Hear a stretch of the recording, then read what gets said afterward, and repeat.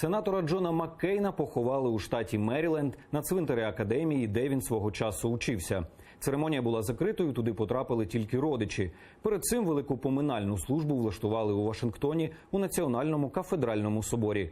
Як прощалися з великим другом України і кого запросили на церемонію, дивіться далі.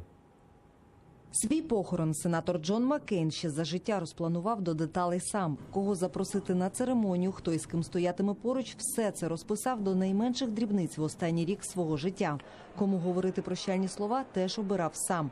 Поміж них два американські президенти – Барак Обама і Джордж Буш. Обом свого часу Джон Маккейн програв під час президентських виборів.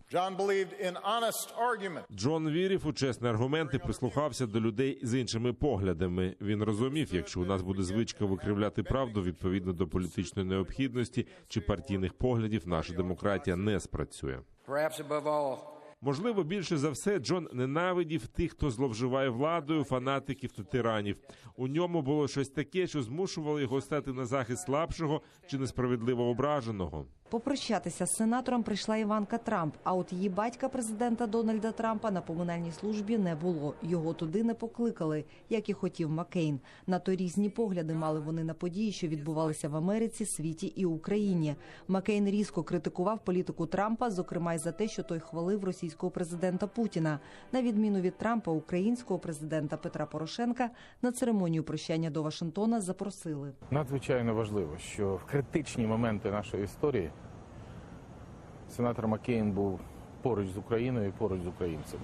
Коли треба було консолідувати світ під час Мюнхенського безпекового форуму, він був лідером і допомагав нам. Вірним другом Україні Маккейн лишився навіть після смерті. Свій останній привіт спланував наперед, завчасно визначивши місце розташування гостей. Не випадково Джон Маккейн, котрий спланував кожну деталь церемонії прощання, поставив Петра Порошенка поруч з генсеком НАТО Єнсом Столтенбергом. Це прощальне послання Владимиру Путіну і Дональду Трампу. Америка лишається разом з нашими друзями і соратниками.